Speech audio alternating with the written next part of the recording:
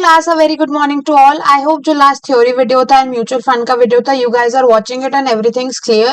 कुछ और भी query हो, you can add in the comment section below. And जो भी notes, charts and question banks upload हो रहे सब AKG की website में free resources में है, so you can check. Mutual fund का भी chart update कर दिया है. As you can see, the topic for today is advanced capital budgeting. Advanced capital budgeting का this is the chart and ये भी अभी आपका website में upload हो जाएगा. You can take from there. So let's begin with this. But before that, just in case you have any other query or you want any other thing from exam point of view, you can add in the comment section. आपका कोई भी problem you are facing exam के पहले, you can add it in the comment section. I will surely address each one of it. So let's begin. In next few hours, I will be able to do around 20 to 25 most important questions of this chapter, जिससे आपके सारे concepts cover हो जाएंगे. And ये chapter से from exam point of view mandatory 8 marks question आता है. So you need to solve all those important questions. उसी में से exam में आएगा. So you need to be thorough with it and practice it well. And for any doubt, you can connect with me anytime. So सबसे पहले ये chapter क्या है जो आपने इंटरमीडिएट में एंड आपने पहले भी पढ़ा हुआ है, एडवांस्ड कैपिटल बजटिंग. सो उसमें क्या होता है, we calculate the NPV. NPV कैसे कैलकुलेट करते हैं? आज की डेट में मैंने एक मशीन खरीदी है 1 लाख रुपीज की, तो मेरा आउटफ्लो हो गया 1 लाख रुपीज.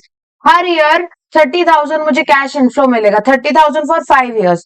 उसको मैं प्रेजेंट वैल्यू में लाके इनफ्लो माइनस आउटफ्लो से मेरा नेट प्रेजेंट वैल्यू आ जाएगा. अब ये इस चैप्टर के जो नोट्स है दैट इज द रामबाण इलाज फॉर एवरीथिंग.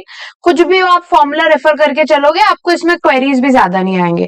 सो सबसे पहले बेसिक जो हमने देखा वो क्या होता है, एनुअल कैश फ्लो निकालना. एनुअल कैश फ्लो आप कैसे निकालते हो? आपका जो रेवेन्यू है, you add the revenue year से. हमारे केस में रेवेन्यू इज 1 लाख रुपीज.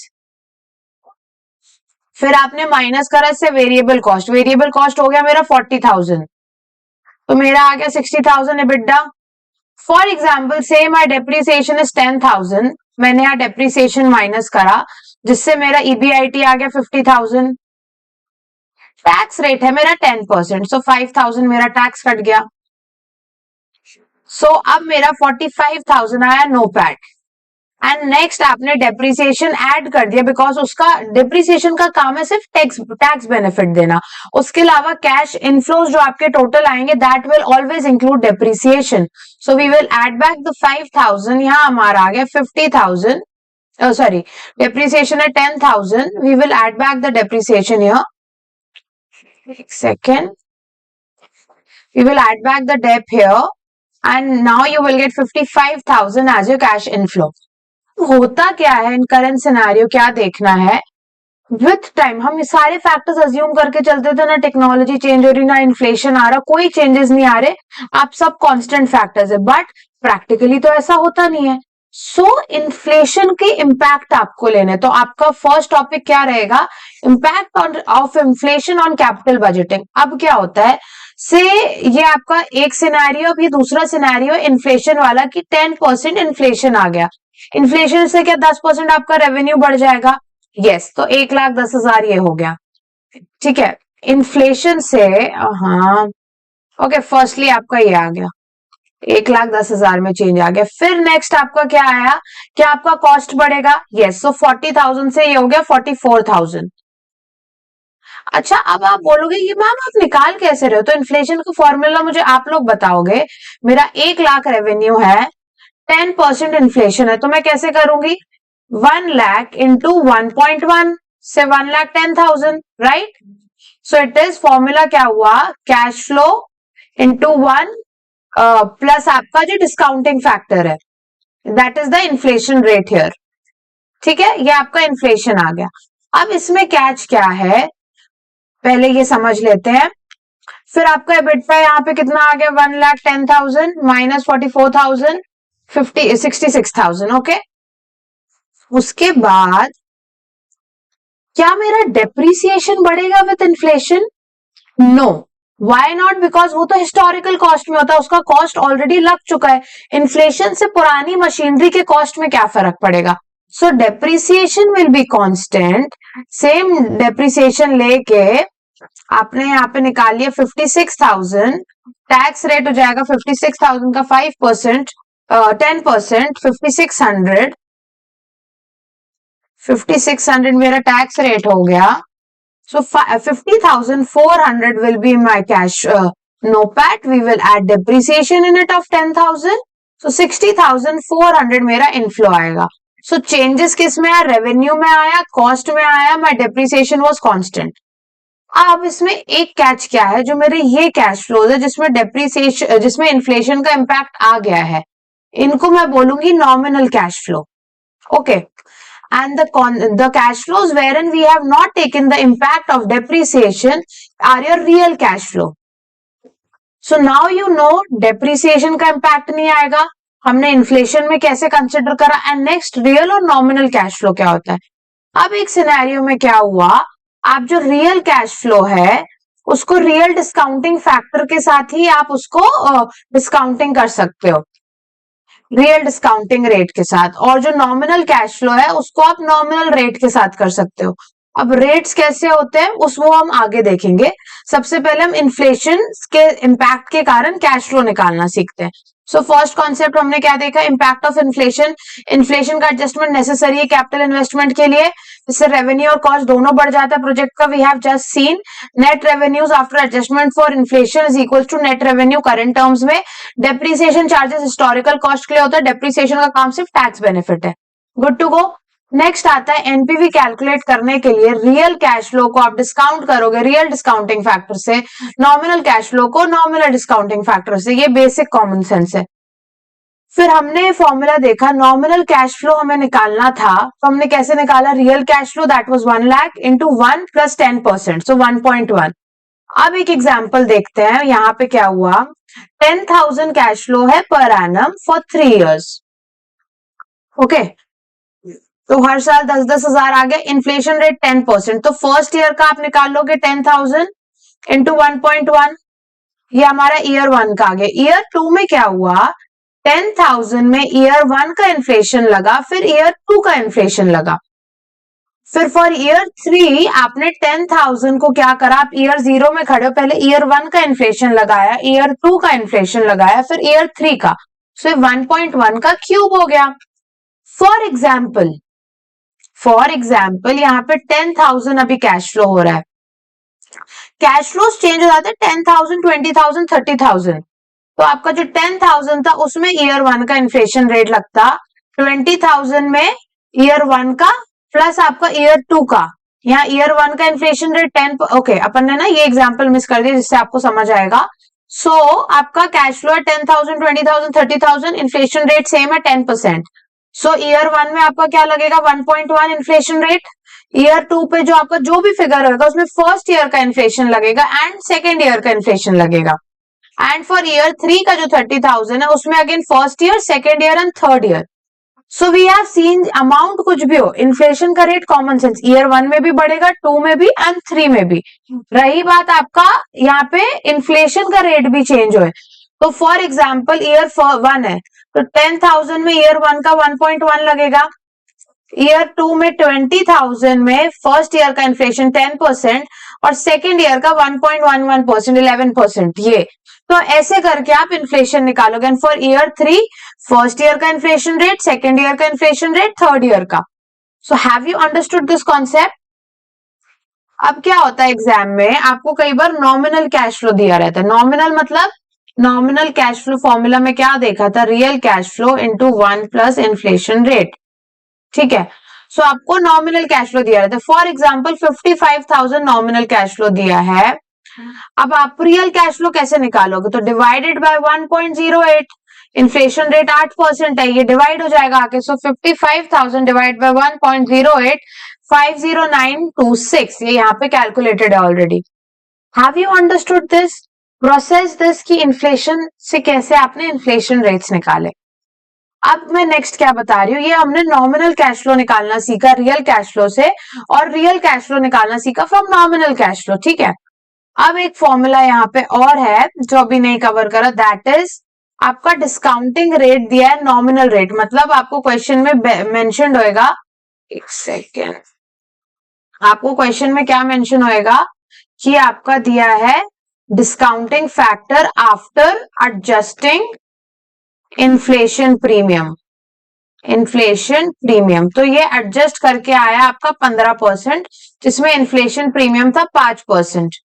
ठीक है, तो ये आपका रेट, अब आपको क्या पता चला, क्या हो गया, एडजस्ट हो गया इन्फ्लेशन, तो ये नॉमिनल हो गया।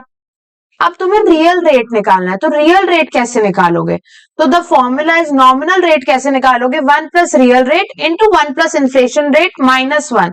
फॉर एग्जाम्पल क्वेश्चन में आपको दिया है,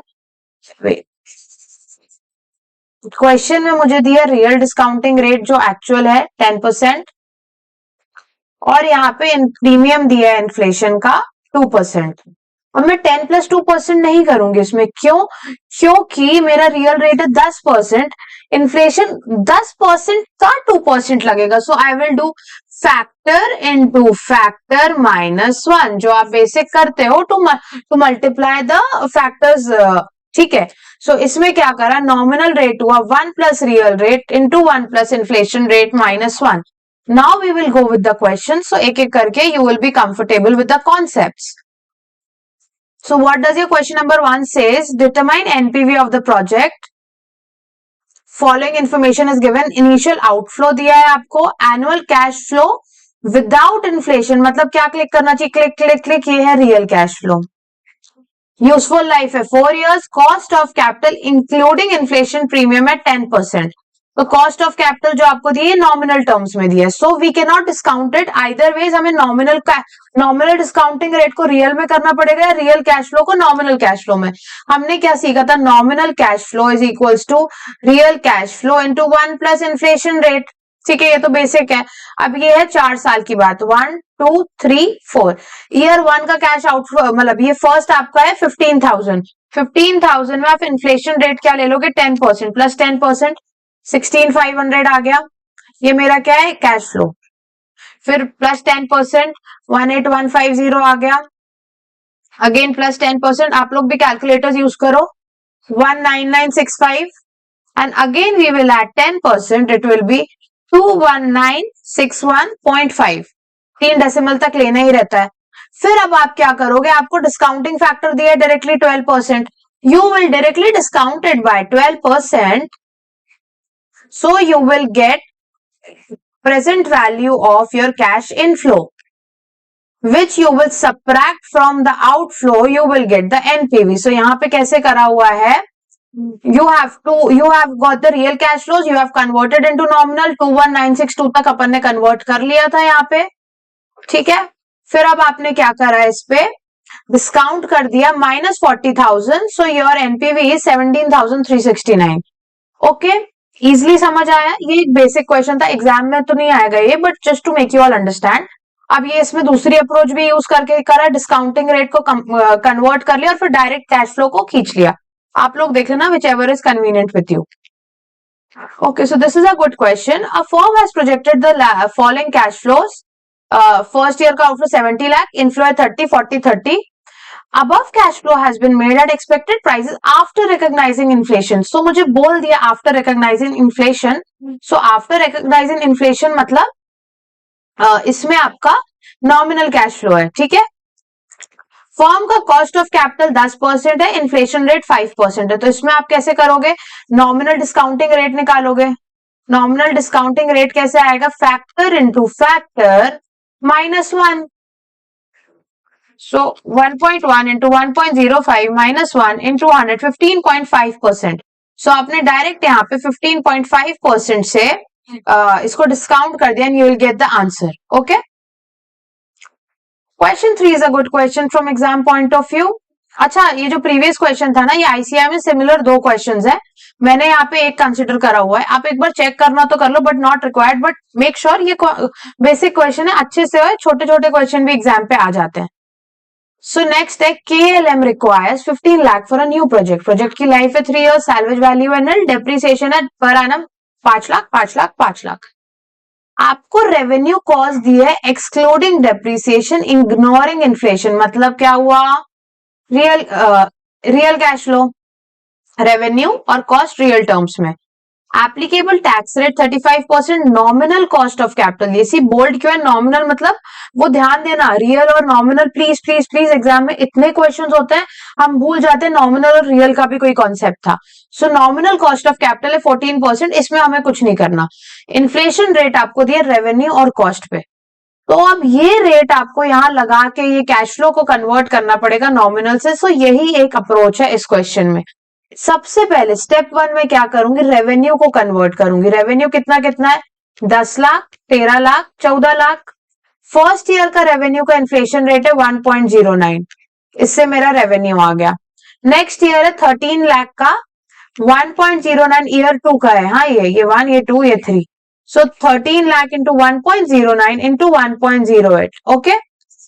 फिर आता है मेरा year 3, that will B 1.09, that is first year का इन्फ्लेशन से रेट से बड़ा। फिर सेकेंड ईयर में उसका रेट लगा एंड फिर थर्ड ईयर में उसका रेट लगा, ओके। सो इसका जो टेबल बनाने हैं ना, रेवेन्यू का कैलकुलेशन, कॉस्ट का कैलकुलेशन, इनके भी मार्क्स रहते, तो शो द कैलकुलेशन प्रॉपरली। अब हमारे नोट्स में क्या था जो मैंने यार रामबाण डिस्कस करा, ये फॉर्मेट में यहां से उठा लूंगी। ये एग्जाम पे याद रखना, ये कॉन्सेप्ट, ये फॉर्मेट हर बार क्लिक करना चाहिए कि क्या है, इससे आपके क्वेश्चंस इजी हो जाएंगे। ओहो, ठीक है। सो ये कॉन्सेप्ट क्या बोलता है, रेवेन्यू मैंने पहले लिख दिया यहाँ कैलकुलेट करके।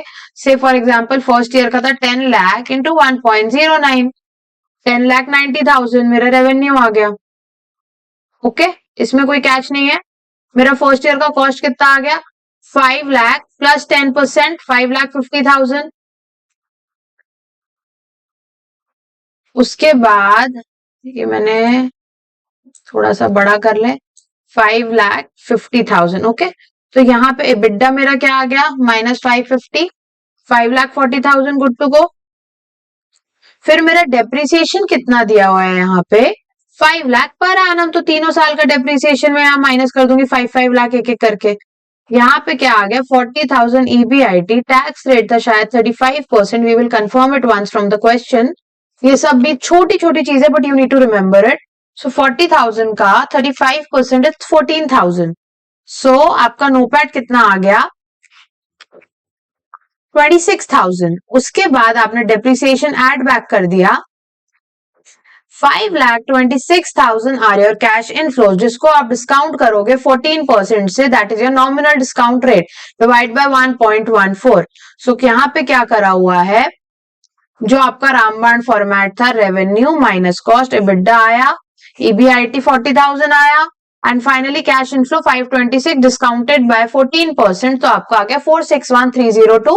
Second year third year add करके -15 lakh 19,000 is your NPV।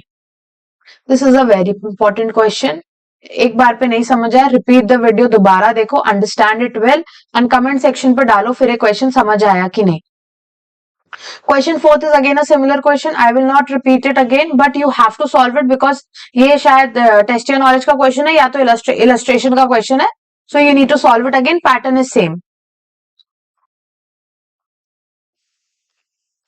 Next है हमारा, ओके, सो नेक्स्ट कॉन्सेप्ट जो हम बात कर रहे हैं वो है आपका प्रोबेबिलिटी का. क्या होता है इस चैप्टर में, सबसे पहले हमने इन्फ्लेशन का इंपैक्ट देखा, फर्स्ट कॉन्सेप्ट के 3-4 क्वेश्चन करे, good to go, closed. Next concept क्या आता है, methods of incorporating risk in capital budgeting. कौन सी टेक्निक्स है रिस्क एनालिसिस की कैपिटल बजटिंग में, statistical, conventional and other techniques. तो स्टैटिस्टिकल बहुत छोटा सा कॉन्सेप्ट है, कन्वेंशनल भी बहुत छोटा सा कॉन्सेप्ट, अभी 15-20 मिनट्स में खत्म हो जाएगा. स्टैटिस्टिकल मतलब मैं बहुत डीप में तो यहाँ नहीं जा रही समझाने में कि probability, variance, standard deviation, coefficient of variation कैसे निकलता है, but I will give you a brief introduction. Main आपका पोर्टफोलियो में कवर होगा, बट जितना इस चैप्टर लेवल पे रिक्वायर्ड है दैट यू शुड नो. तो सबसे पहले क्या होता है, expected net cash flows are calculated by as the sum likely cash flows multiplied by probability. Calculation of risk आपका होता है स्टैंडर्ड डेविएशन. ठीक है, अब एक एक करके आप देखोगे एक्सपेक्टेड एनपीवी कैसे, रिस्क आपको बोला तो आपको स्टैंडर्ड डेविएशन कैलकुलेट करना है. एनपीवी कैसे निकालेंगे, आपके कैश फ्लोज दिए हैं 1 2 3 से, प्रोबेबिलिटी भी दी 1 2 3, this into this, this into this, this into this, आपका एक्सपेक्टेड एनपीवी आ गया.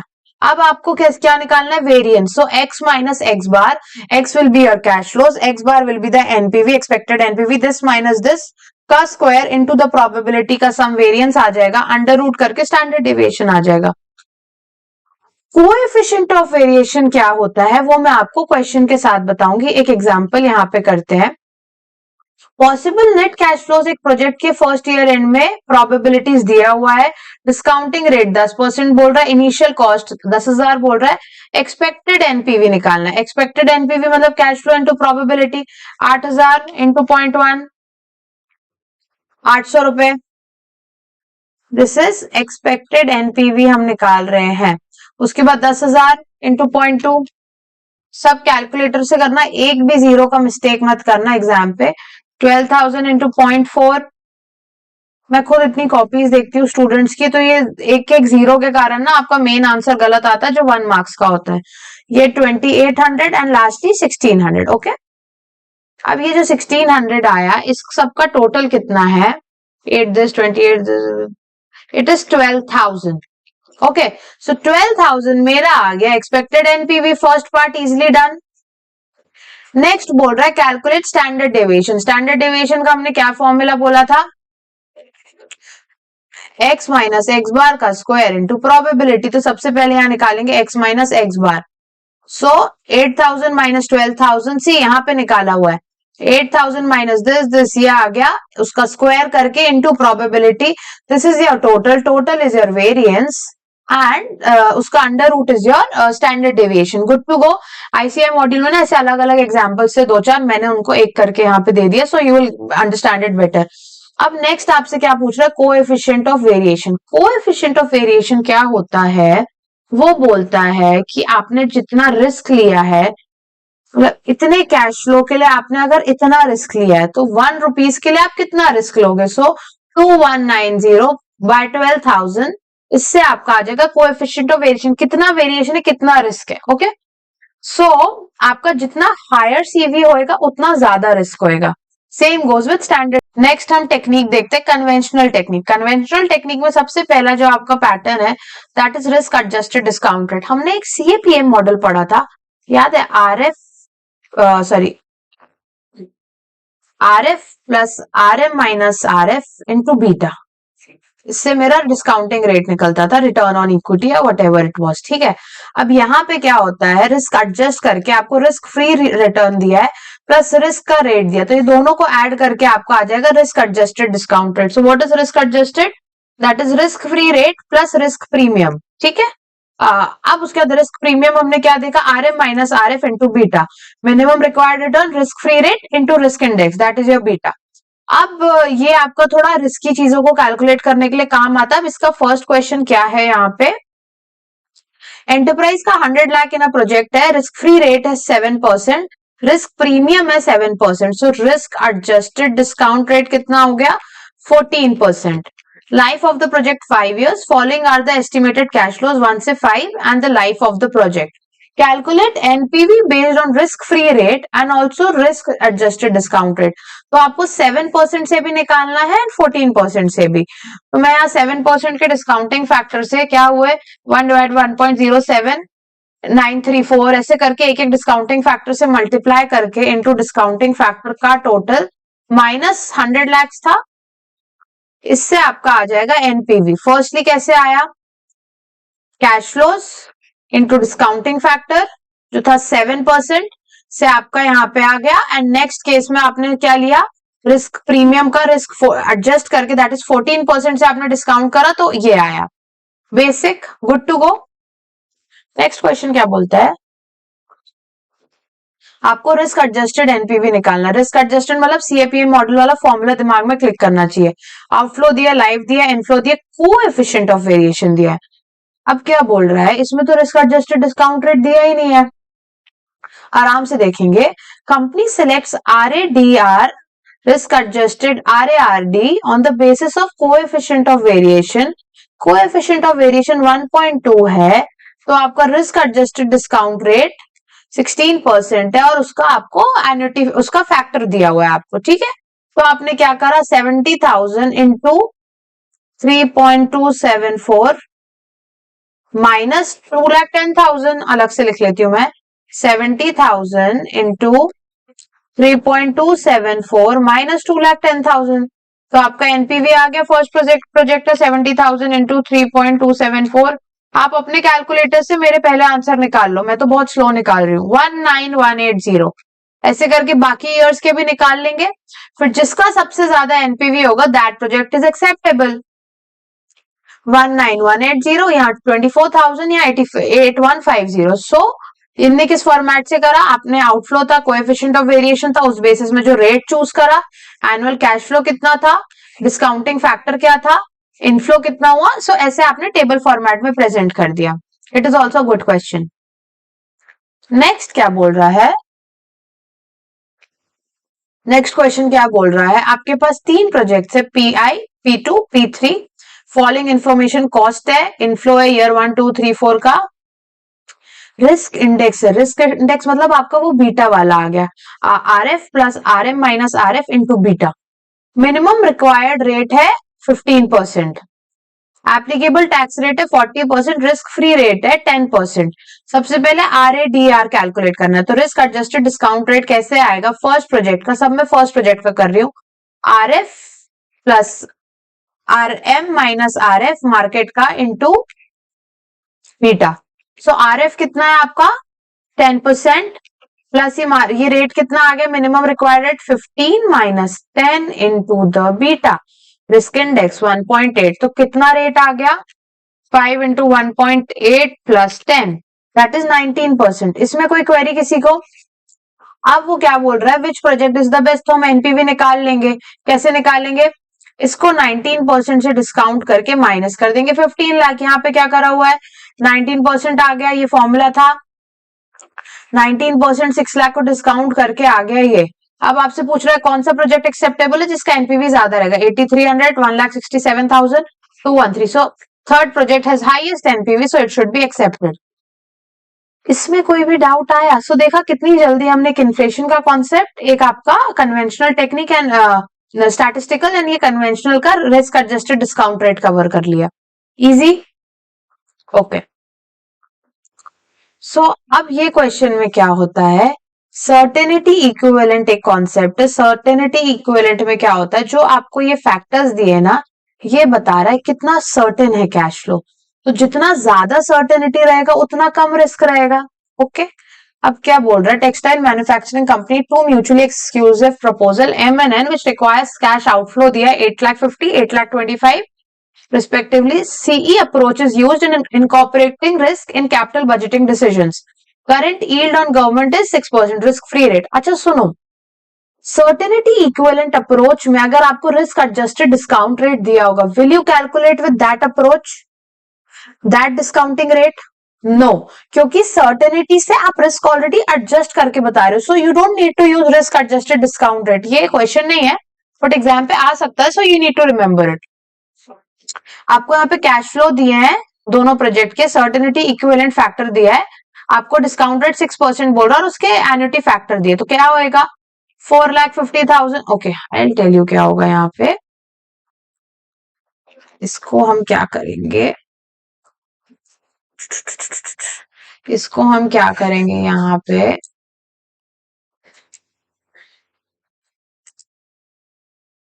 ओके। सो मैंने यहाँ पे ये क्या ले लिया, सबसे पहले कैश फ्लो लिख लिया, सर्टेनिटी इक्विवेलेंट लिख लिया जल्दी जल्दी मैंने, फिर यहाँ पे डिस्काउंटिंग रेट फैक्टर क्या आया मेरा 0.943, 0.890 एंड क्या था 0.840। ये क्वेश्चन से ले लिया मैंने, किसका 6% का। इसको मैं क्या कर दूंगी यहाँ पे इसको, ओके। ये cash flow into certainty equivalent पहला करेंगे, सो 4,50,000 4,50,000 इंटू 0.8, 3,60,000 इंटू 0.943 से आ जाएगा आपका पीवी ऑफ कैश फ्लो, ये आ गया 3,394,80। ईयर 2 का ऐसे आ जाएगा 5 लाख इंटू 0.7, 3,50,000 इंटू 0.89, 3,11,500।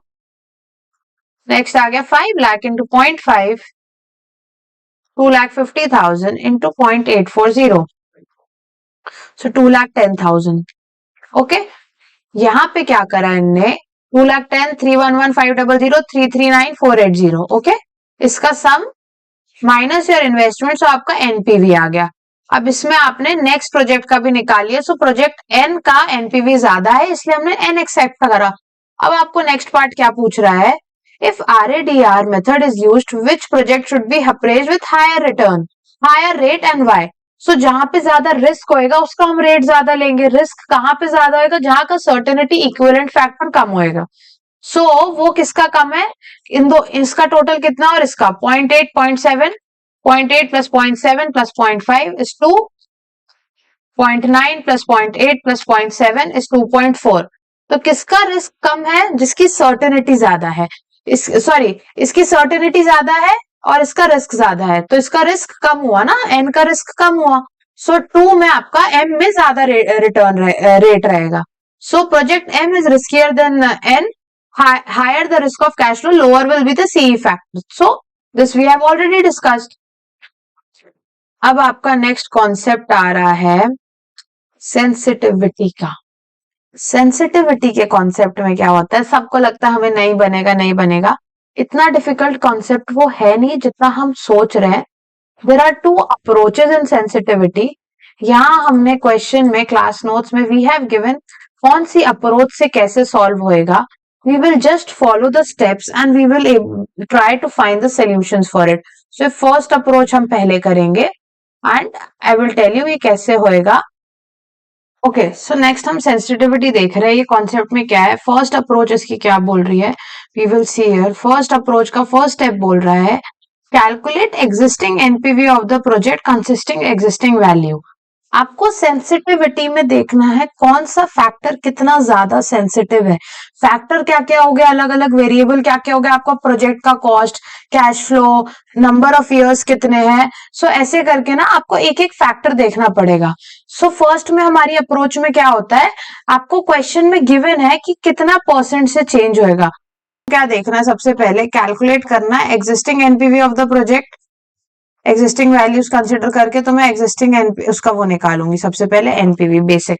क्वेश्चन में आपको क्या दिया हुआ है, cost, unit sales, selling price, variable cost, fixed cost, discount rate. So हमने हमारा रामायण फॉर्मेट क्या था, रेवेन्यू, वेरिएबल कॉस्ट, तो रेवेन्यू हो गया मेरा 100, वेरिएबल कॉस्ट हो गया मेरा 50, से आ गया मेरा कॉन्ट्रीब्यूशन, आ गया अगेन 50, माइनस क्या करेंगे into number of units, 5 CR units, 5 CR, so total contribution 250 crores। फिर नेक्स्ट क्या बोल रहा है, फिक्स्ड कॉस्ट आ गया 50 करोड़, तो माइनस कर दूंगी मैं 50 करोड़, मेरा 200 करोड़ यहाँ पे आ गया फाइनल। अब क्या करेंगे इसमें, ये आ गया ये आ गया, ओके हमने सब कंसिडर कर लिया, तो मेरा एनपीवी कितना आ जाएगा यहाँ पे, कितने इयर्स का लाइफ बोल रहा है ये, and 3 years। So eight the rate of 6% मैं 200 को 3 years के लिए करूंगी। सो 1 डिवाइड बाय 1.06, 1 2 3, 3 years का फैक्टर है 2673, 2.673 इंटू 200, 534.6। सो मेरा पीवी ऑफ कैश इनफ्लो आ गया, that is 534.6 minus outflow that was 400।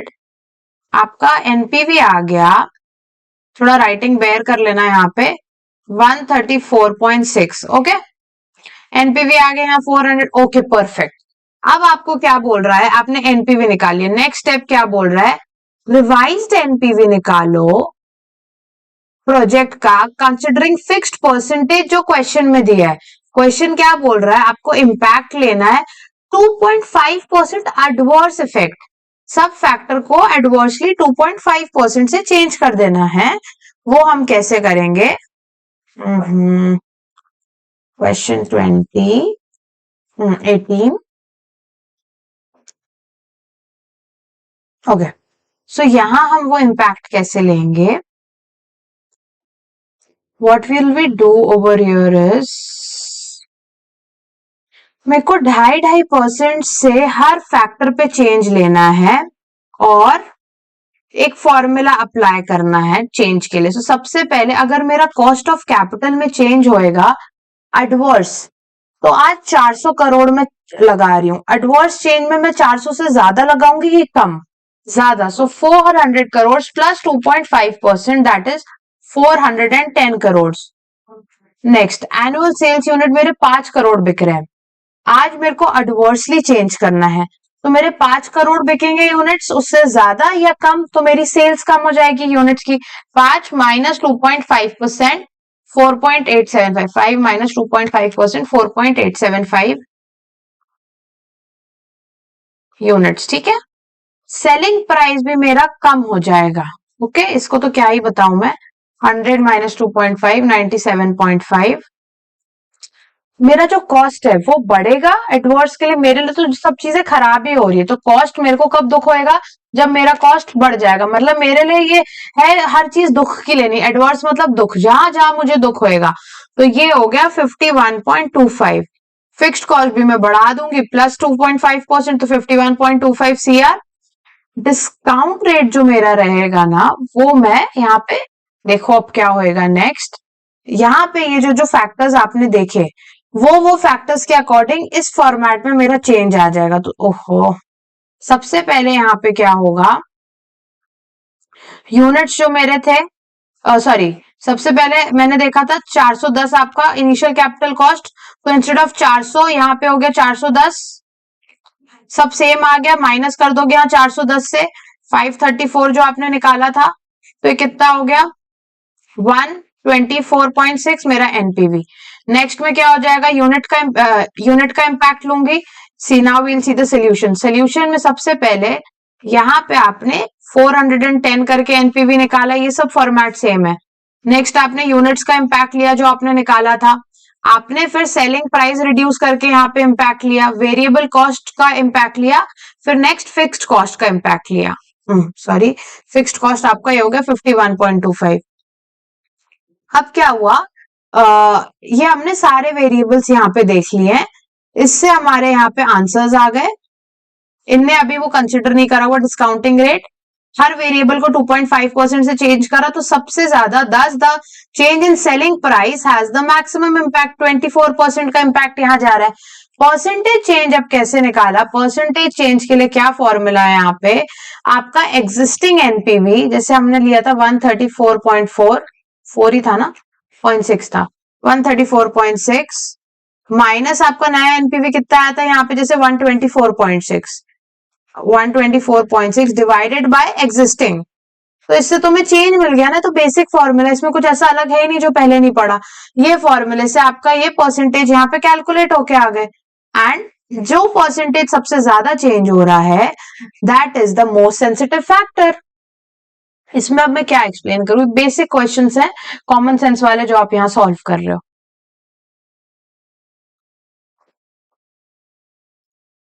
Next एक क्वेश्चन है, आपको यहाँ पे क्या दिया हुआ है, cost of capital, cash flow, project की life and cost of capital and initial project cost. आपको बताना है कौन सा प्रोजेक्ट सबसे ज्यादा सेंसिटिव है। अब आपको यहाँ पे वो नहीं दिया कि कितने से आपको चेंज करना है, तो हम अज्यूम करके 10% से फैक्टर चेंज कर देंगे। प्रोजेक्ट कॉस्ट का 10% से चेंज हो जाएगा प्लस 10%, सो हो जाएगा 1,20,000 प्लस 10% 1,32,000। कैश फ्लो मेरा हो जाएगा कम हो जाएगा 45,000 माइनस 10% 40,500। ठीक है, अब क्वेश्चन में क्या करा हुआ है, सबसे पहले आपने बेसिक एनपीवी निकाल लिया, आपने एडवर्सली आपका प्रोजेक्ट कॉस्ट बढ़ा दिया, सो 132 यहाँ पे बढ़ा दिया, चेंज निकाल लिया। फिर आपने इनफ्लो को भी 10% से बढ़ा दिया, हाँ इनफ्लो भी मेरा कम हो जाएगा, सो ये 1,20,000 था, 4,500 हमने निकाला, ये कांस्टेंट था।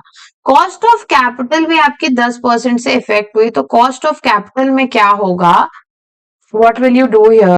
कॉस्ट ऑफ कैपिटल में आपने क्या करा है, यहाँ पे 10 का 10% से अगर इफेक्ट करा तो ये आ जाएगा 11%, यहाँ पे 11% का रेट दिया हुआ है 3.103। सो बेसिकली आपने ये मल्टीप्लाई करके आपने यहाँ पे चेंजेस निकाल लिए, कौन सा सबसे ज्यादा सेंसिटिव है, that is cash inflow. So ये सबसे ज्यादा सेंसिटिव है कैश इनफ्लो को। अब I will take you through the notes.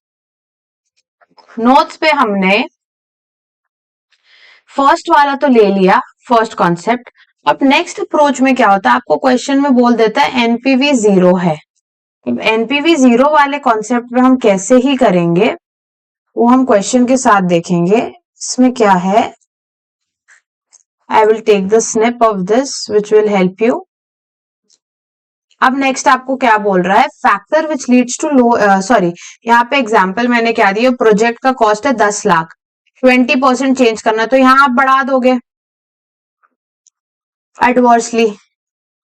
Cash flow आपको 20% से अगेन आप कम कर दोगे तो ये आ जाएगा 16। लाइफ 5 इयर्स है,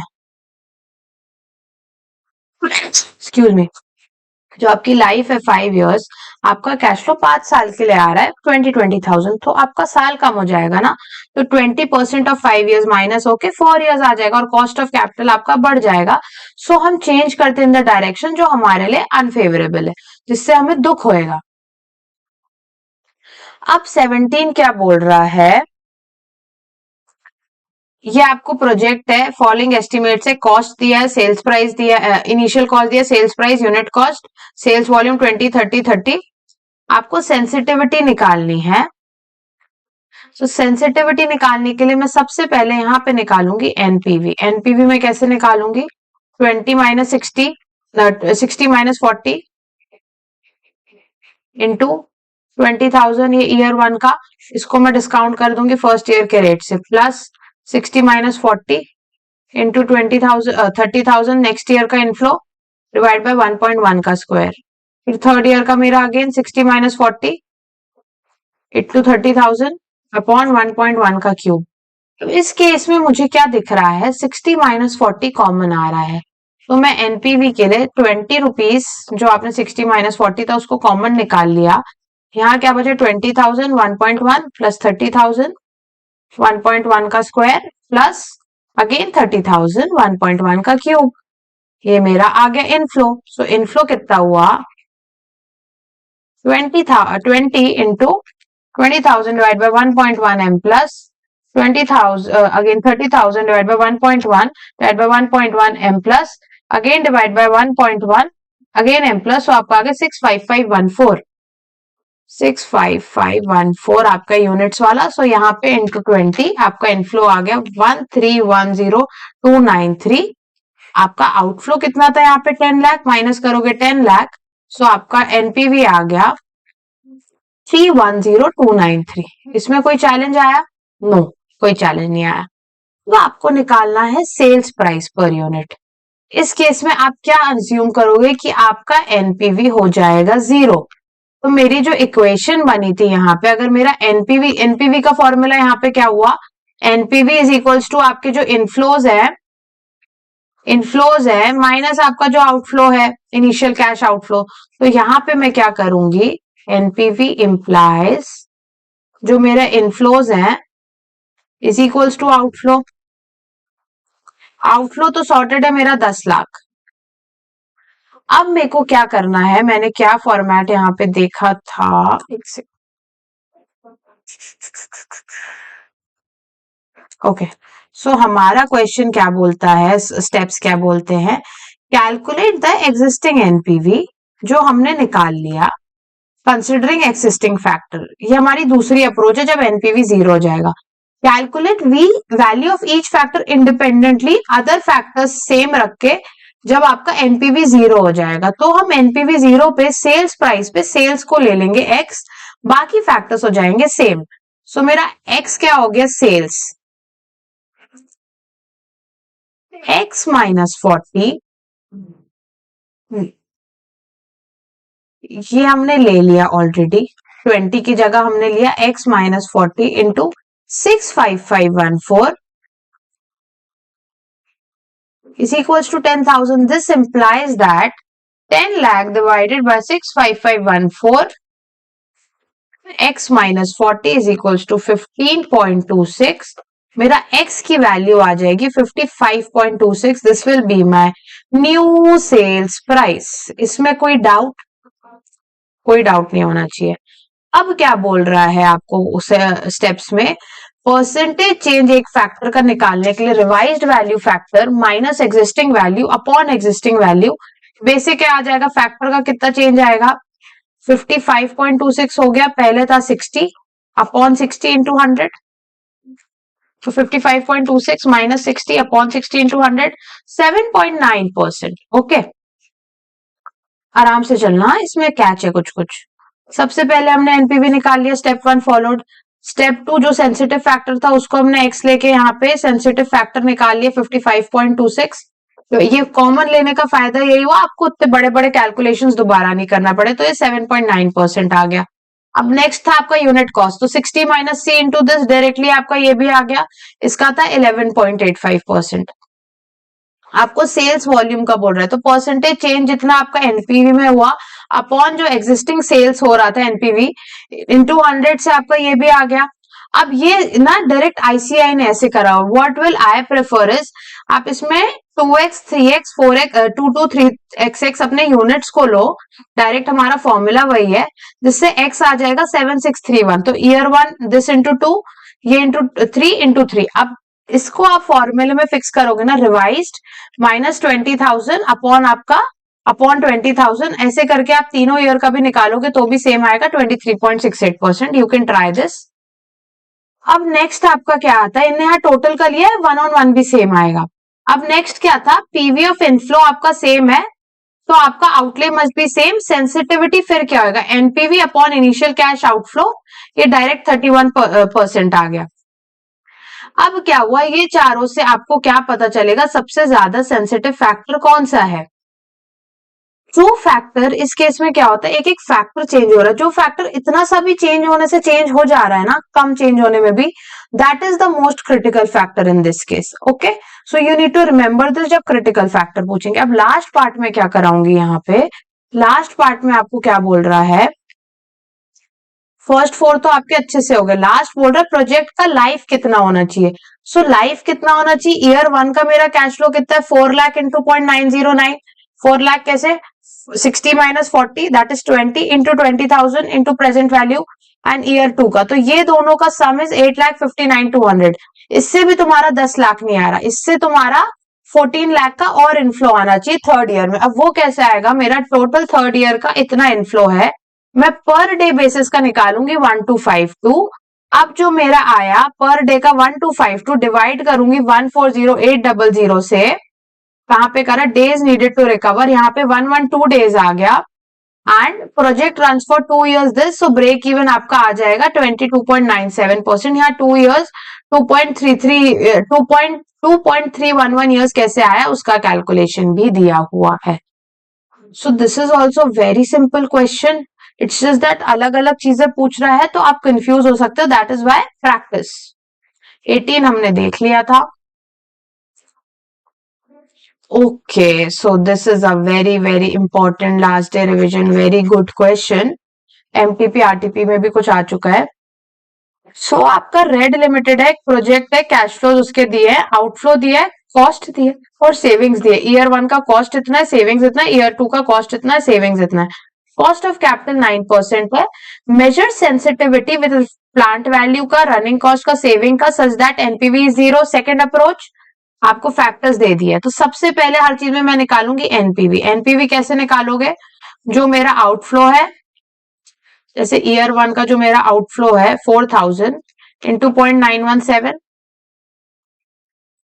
ईयर 1 का अगेन मेरा जो इनफ्लो है 12,000 इंटू 0.917, फिर ईयर 2 का inflow is 14,000, outflow is 5,000 into year 2 का फैक्टर लेंगे 0.842, इससे मेरा क्या आ गया, use your calcs, 4,000 into 0.917 M minus में रहेगा, भूलना मत ये, फिर 12,000 इंटू 0.917 एम प्लस 11004, नेक्स्ट है 0.842 इंटू 5,000 एम माइनस 4210, देन है 14,000 इंटू 0.842 एम प्लस 11788। ओके, सो मेरा एनपीवी आ गया, सॉरी इनफ्लो आ गया 14914, माइनस कर दूंगी 10,000 से, I will get 4914 as my NPV. Is it the same? That is how it is done. Good to go. हमने क्या पढ़ा था? परसेंटेज चेंज ईच फैक्टर का क्या होगा? रिवाइज्ड वैल्यू फैक्टर की existing minus existing upon existing. So revise, अब आपको क्या है, सबसे पहले प्लांट वैल्यू का निकालना है. सो रिवाइज्ड वैल्यू आपकी क्या आ गई? 14914. जीरो से इक्वेट कर दोगे आप, तो इक्वेट कर देना एनपीवी को जीरो से. सॉरी, आई टेल यू आराम से कैसे करते हैं, आप लोग को समझ नहीं आएगा. जो भी मेरे ये है इनिशियल इनफ्लो, मतलब जो मेरे इनफ्लोज है इज इक्वल्स टू आउटफ्लो हो जाता है एनपीवी में. आउटफ्लो कितना है मेरा? अभी एक्स ले रहे हैं, तो इनफ्लो से जो आएगा नेट इनफ्लो से वो आ जाएगा मेरा initial revised factor minus existing था 10,000 अपॉन 10,000 इंटू 100. सेम करा हुआ है यहाँ पे. Good to go. नेक्स्ट क्या होता है, जो मैंने देखा कोई भी ज्यादा समझाता नहीं है, increase in PV. Running cost आप कैसे करोगे? रनिंग कॉस्ट अगर आपको निकालना है, सबसे पहले this plus this minus X is equal to 10,000. ये कैसे हुआ? मैंने रनिंग कॉस्ट ले लिया एक्स, मेरा प्रेजेंट वैल्यू मैंने किसका लिया? Running cost. दोनों कंबाइन करके ये मैंने ले लिया एक्स, तो मेरा कितना हुआ? 11004 प्लस 11788 माइनस एक्स, ये मेरा क्या था? कॉस्ट था, इज इक्वल्स टू हो जाएगा 10,000.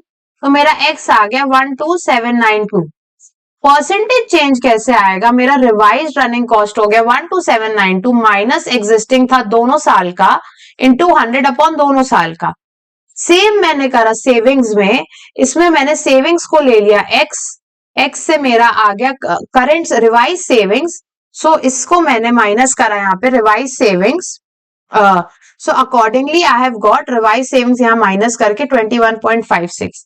अब आपको बोल रहा है कौन सा फैक्टर ज्यादा सेंसिटिव है? तो जो सबसे कम होएगा, तो जो सबसे कम चेंज से भी इफेक्ट हो जाएगा दैट इज योर सेविंग्स. सो यहाँ पे दिया होगा savings factor is most sensitive.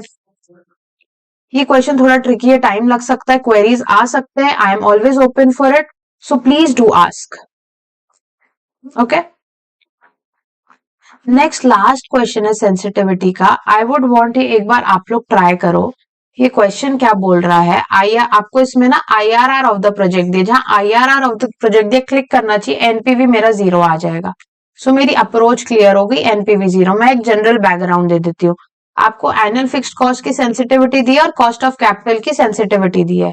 Profit volume ratio दिया, मतलब कॉन्ट्रीब्यूशन अपॉन योर मार्जिन. ठीक है, उसके बाद आपको वेरिएबल कॉस्ट दी है. वेरिएबल कॉस्ट है 60, मार्जिन है 70. तो यहाँ पे आप 30% आपका हो गया वेरिएबल कॉस्ट. सो 60 बाय 30% आप इससे वो निकाल लोगे, आपका सेलिंग प्राइस जो आ जाएगा 200. ओके, वो आप निकाल लेना. एनुअल कैश फ्लो दिया, आपसे इनिशियल इन्वेस्टमेंट पूछ रहा है. इनिशियल इन्वेस्टमेंट मतलब IRR आपको जीरो बोल दिया, तो इनिशियल इन्वेस्टमेंट हम यहाँ से कैसे करेंगे? आपका जो 57,500 है इंटू आपने 16% ले लिया, आपका इनिशियल इन्वेस्टमेंट आ गया. फिर आपको एनपीवी निकालना है, तो कॉस्ट ऑफ कैपिटल के यहाँ पे सेंसिटिविटी दी थी, उससे आपने इसका रेट निकाला, इंटू करके नॉर्मल एनपीवी निकाली. Again fixed cost, annual sales units and break even units. You need to go through this. Easy question है, जहां भी क्वेरीज है I am open for it. So हमने अभी क्या क्या कॉन्सेप्ट कवर कर लिए? सबसे पहले inflation. Next we have covered what have we covered? Next is आपका स्टैटिस्टिकल टेक्निक जो आपका था, जिसमें मैंने ज्यादा तो नहीं कराया बट उतना ही इंपॉर्टेंट था. कोएफिशिएंट ऑफ वेरिएशन, वेरिएंस या स्टैंडर्ड डेविएशन, एंड आपका mean expected NPV. Okay, third हमने देखा कन्वेंशनल, और अदर टेक्निक में हमने देख लिया है sensitivity. Okay okay, so next topic आपका है रिप्लेसमेंट कॉस्ट. अभी तक we have covered around 9 to 10 question previous topics के. I will try to cover 5 topics replacement cost के. Now what is exactly replacement cost? Replacement cost होता क्या है? For example, मैंने एक एग्जांपल दिया था कि मेरा आइसक्रीम का काम है, मेरे को आइसक्रीम के लिए बड़े बड़े रेफ्रिजरेटर लगते हैं. करंटली जो मेरा रेफ्रिजरेटर है वो बहुत पुराना है, जिसमें इलेक्ट्रिसिटी कॉस्ट बहुत ज्यादा जा रहा है, मेंटेनेंस कॉस्ट बहुत ज्यादा जा रहा है, एंड वो मुझे 12 आवर्स में पूरा बैच रेडी करके दे रहा है. Instead I can buy a new machine, a new refrigerator, जिसमें मेरा इलेक्ट्रिसिटी कॉस्ट भी कम होगा, there will be cost saving, maintenance cost भी कम लगेगा, एंड ऑल्सो मेरा जो बैच टाइम है वो 4 आवर्स में शिफ्ट हो जाएगा, तो मेरा एक बैच सिर्फ 4 घंटे में रेडी होएगा। तो इसमें मुझे इंक्रीमेंटल सेविंग्स होगी, इंक्रीमेंटल इनकम होगी। से फॉर एग्जाम्पल मेरी 1 लाख सेल होती थी, इसके कारण मेरी सेल्स 50% से और बढ़ गई, so it will be 50,000 more. So जो भी इंक्रीमेंटल चेंजेस हो रहे हैं, according to that I will जज कि मुझे न्यू मशीन लेनी चाहिए और I should continue with the old machine. Say for example मेरा इंक्रीमेंटल जो एक्स्ट्रा इनफ्लो है वो बढ़ गया आना, इंक्रीमेंटल कॉस्ट भी था, बट इवेंचुअली ये पॉजिटिव आ रहा है, मेरा इंक्रीमेंटल इनफ्लो ही हो रहा है, so I will opt for new machine instead. अगर क्या होगा, मेरा आउटफ्लो बहुत ज्यादा है, मेरा कॉस्टिंग ही बहुत ज्यादा है, सिर्फ 50 लाख की मेरी मशीन है, उतना इनफ्लो हो ही नहीं रहा है, इंक्रीमेंटल कॉस्ट ज्यादा है, then I will continue with the old machine itself, जहां मुझे ज्यादा सेविंग्स हो रही है। So this is a concept about replacement cost. When we will see the question, से आप लोग को काफी क्लियर होएगा। Now we'll begin with question number 28. What is question number 20 is saying? A company named Robbie's Cube decided to replace the existing computer system of the organization. Original cost of the old system was 25,000. It was installed 5 years ago. Current market value of the old system is 5,000. Depreciation was charged for life 10 years. Salvage value nil. ये पूरी old system की बात हो रही है. New system का 5 years है. 5 years के लिए आप depreciate करोगे. Present value 50,000. Salvage value 1,000. Now see, estimated cost savings of the new system is 5,000 per annum. New system लगाने के कारण 5,000 per annum will be the cost savings. Increase in sales with the new system, जो आपका incremental sales आया, that is 10% of 1 lakh. Company follow SLM method of debt, cost of capital 10%, tax rate 30%. सबसे पहले replacement cost के case में you will calculate the incremental outflow and incremental inflow. तो मेरा सबसे पहले इंक्रीमेंटल आएगा आउटफ्लो, ठीक है। इंक्रीमेंटल आउटफ्लो के लिए आप लोग दिमाग लगाओ, आउटफ्लो आपका क्या हुआ है।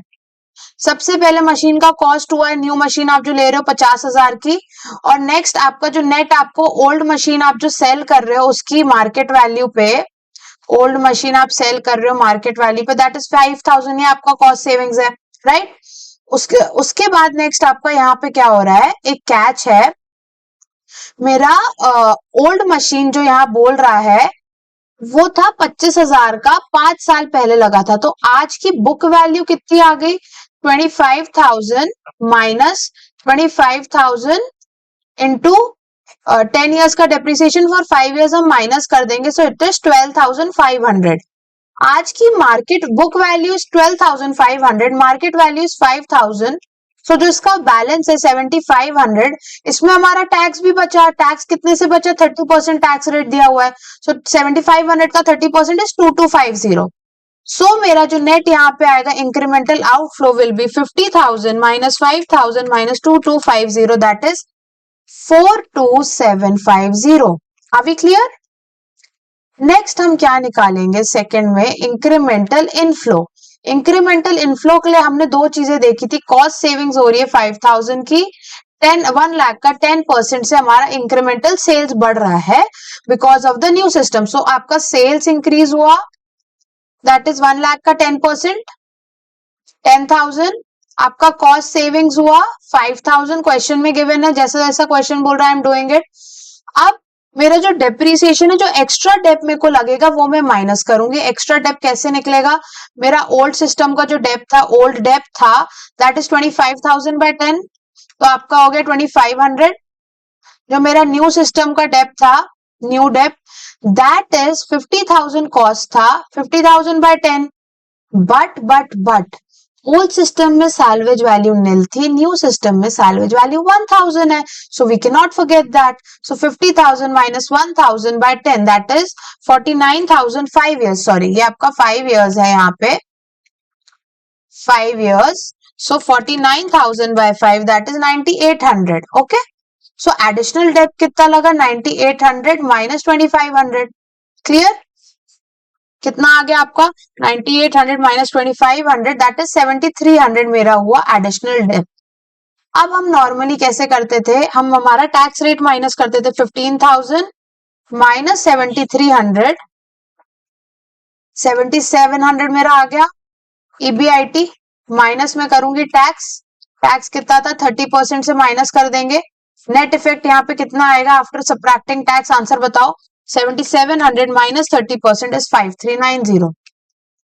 अब हमें निकालना है इंक्रीमेंटल कैश इनफ्लो। ये मेरा आया नो पैट, अब मेरा डेप्रिसिएशन एड बैक हो जाएगा, वेरी इजी। डेप्रिसिएशन कितना था, चेंज इन डेप्रिसिएशन 7300 का, तो मेरा फाइनली इंक्रीमेंटल इनफ्लो आ गया, that is 5390 plus 7300, that is 12690। ये जो मेरा कैश फ्लो है ये 5 इयर्स के लिए रहेगा, एंड नाउ उसका प्रेजेंट वैल्यू करेंगे and then we'll calculate the difference. So यहाँ पे कैसे करा, लेट्स सी। सबसे पहले यहाँ पे 10,000 प्लस करा, 5,000 प्लस करा, माइनस करा 7300, 7700 ईबीआईटी आया, टैक्स माइनस करके नोपैट 5390 आया, we'll add back depreciation, cash inflow आ जाएगा 12690। Now for 5 years at the rate 10% आप इसको डिस्काउंट करोगे, that is 48108।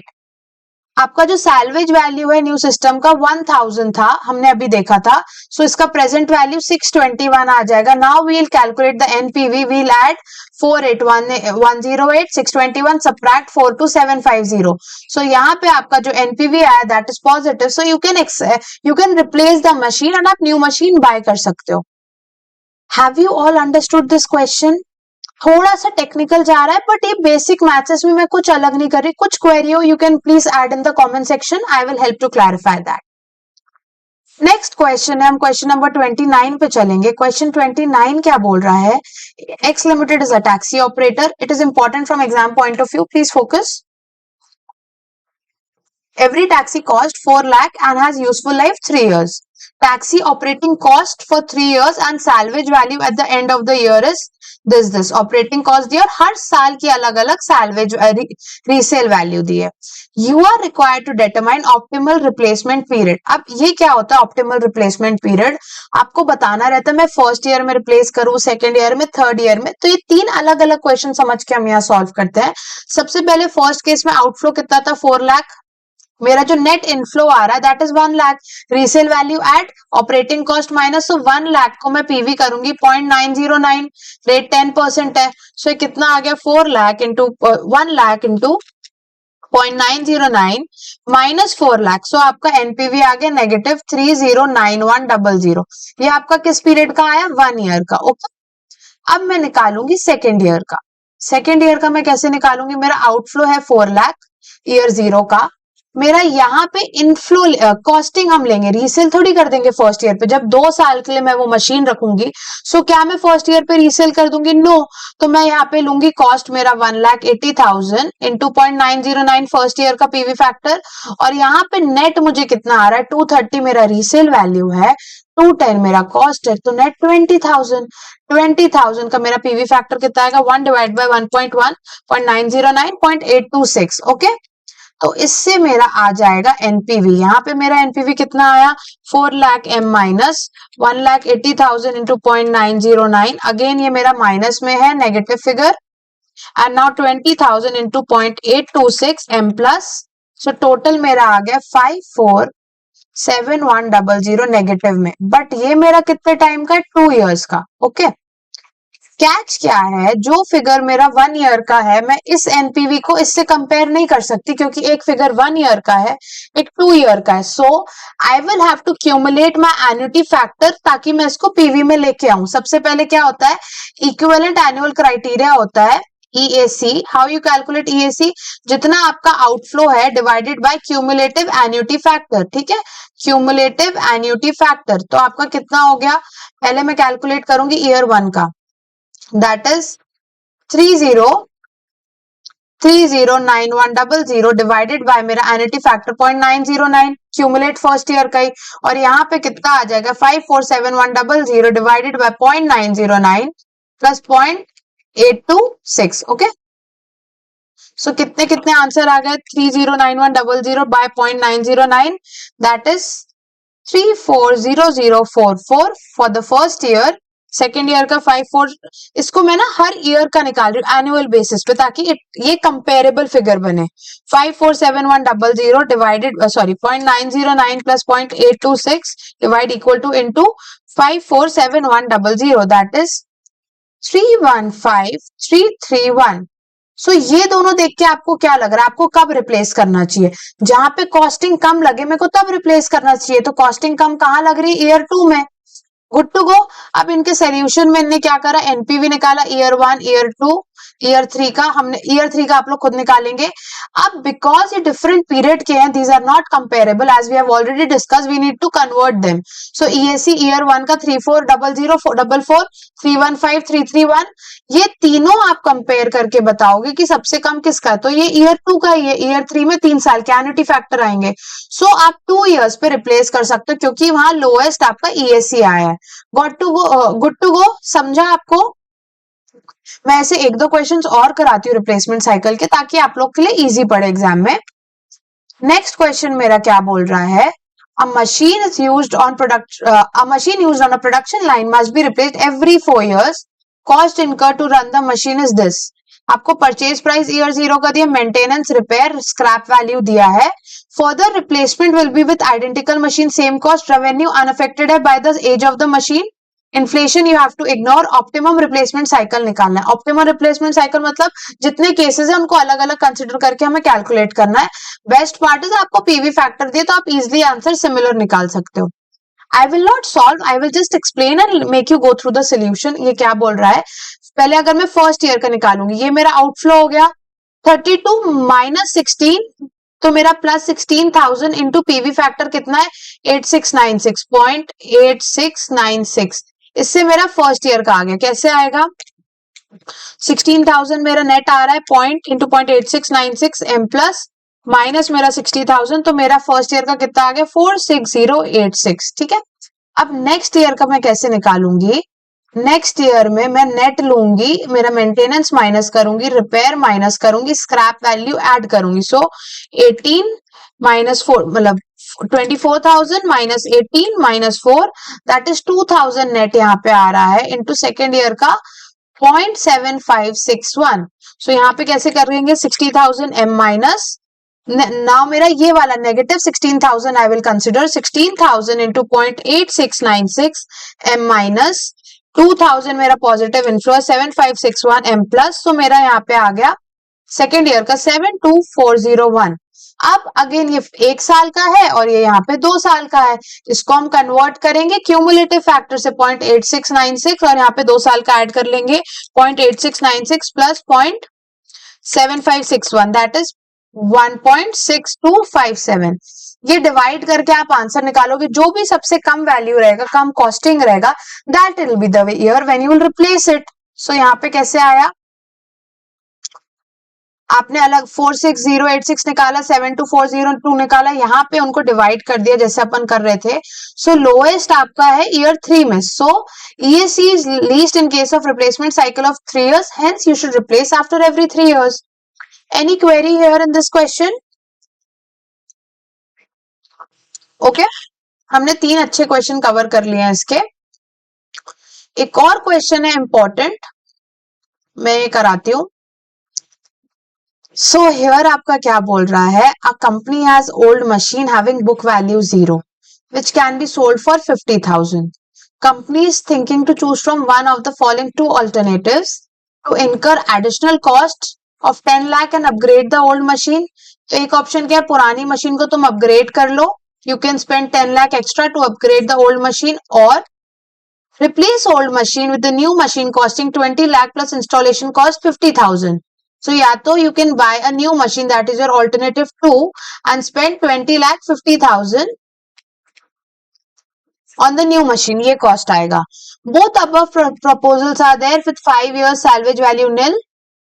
Expected after tax profit, यहाँ पे कैच क्या है, प्रॉफिट आफ्टर टैक्स दिए। एक क्वेश्चन में अपन ने टैक्स माइनस करा था फिर डेप्रिसिएशन ऐड बैक करा था ना, ये आपको आफ्टर टैक्स दिया। This is your EBT, earning before tax, earning after tax, आपको डायरेक्टली नो पैड दिया हुआ। So you don't have to like आपको सब प्रोसेस पूरा फॉलो नहीं करना कि आप टैक्स माइनस कर रहे हो फिर डेप्रिसिएशन ऐड बैक, डायरेक्ट आपको आफ्टर टैक्स फिगर दिया, you will just add depreciation, in direct straight question दिया है। सो 3 ऑल्टरनेटिव्स है, या तो आप ओल्ड मशीन यूज करोगे, या तो अपग्रेडेड मशीन, या तो न्यू मशीन। टैक्स रेट 40% है, SLM मेथड है, cost capital 15% and present value annuity, इनके आपको फैक्टर्स दिए हुए हैं। ओके, सो फर्स्टली मेरा गोल क्या रहेगा, इंक्रीमेंटल आउटफ्लो निकालना। तो मेरा अपग्रेड अगर मैं कर रही हूं तो मेरा आउटफ्लो कितना आएगा, हमने देखा 10 लाख सेकेंड, और इस केस में आएगा 20,50,000। बट अगर मैं यहाँ पे फिर ओल्ड मशीन में सेल भी करूंगी, ओल्ड मशीन में जब सेल करूंगी नेट ऑफ टैक्स का इफेक्ट आएगा, तो यहाँ पे 30,000 माइनस होगा। सो 20,20,000 will be my incremental outflow. Okay, ये 50,000 को नेट ऑफ टैक्स करके यहाँ माइनस करा। यहाँ क्यों नहीं माइनस करा, क्योंकि पुरानी ही मशीन आप यूज कर रहे हो। ओके, सो यहाँ पे एक बार आप देख लो, यहाँ पे अपग्रेडेशन कॉस्ट न्यू मशीन का 10 लाख, अगर आप ओल्ड मशीन को अगर आप अपग्रेड कर रहे हो कॉस्ट 10 लाख, अगर आप न्यू मशीन इंस्टॉल कर रहे हो 20 लाख प्लस 50,000 माइनस डिस्पोज कर दिया आपने ओल्ड मशीन, सो आपका 20 लाख 20,000। अब ये हमने निकाला, हम डेप्रिसिएशन भी निकाल लेते divided by 5, so it is 2 lakh here. But in case of this new machine आपका जो डेप्रिसिएशन आएगा, आप वैल्यू आउटफ्लो की नहीं लोगे, आप वैल्यू लोगे जो आपका खर्चा आया है। मैं आउटफ्लो को क्यों ही ऐड करूंगी। सो 20 लाख 50,000 बाय 5 दैट इज 4,10,000 आपका न्यू मशीन का डेप आया। डेप कहाँ काम आएगा, अब आपके जब इनफ्लोज निकलेंगे उसके काम आएगा। अब इनफ्लो आप कैसे निकालोगे, यहाँ पे सबसे पहले मेरा, वेट मैं आपको बताती हूँ, सबसे पहले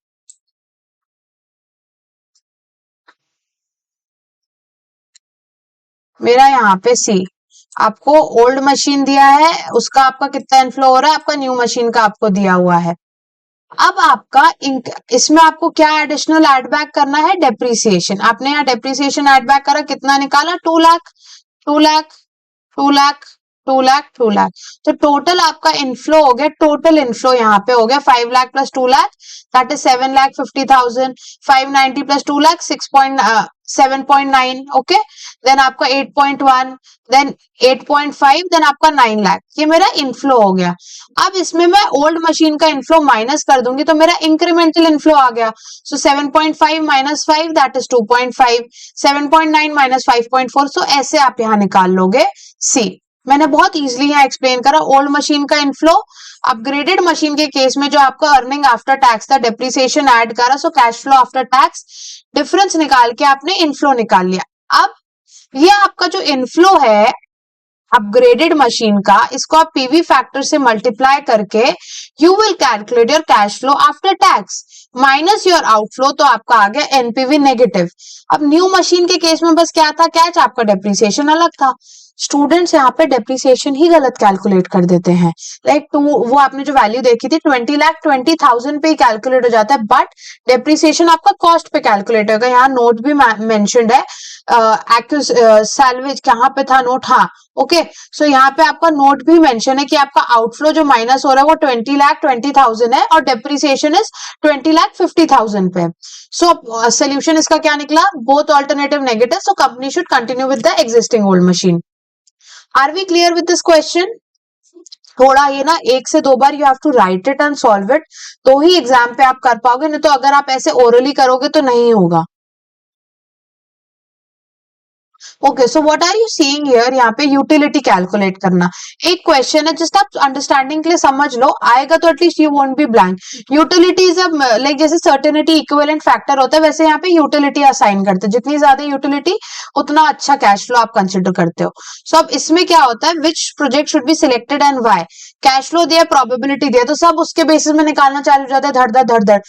बट आपको यहाँ यूटिलिटी दिया है, बिकॉज यूटिलिटी दिया है so you have to use it. So सबसे पहले मेरा प्रोजेक्ट ए है, जैसे उसका कैश फ्लो कितना है, 15,000 10,000 15,000 10,000 5,000, प्रोबेबिलिटी दी है 15,000 नेगेटिव कैश फ्लो है, सो यूटिलिटी कितनी होगी, -100। 10,000 नेगेटिव है तो यूटिलिटी कितनी होगी, -60।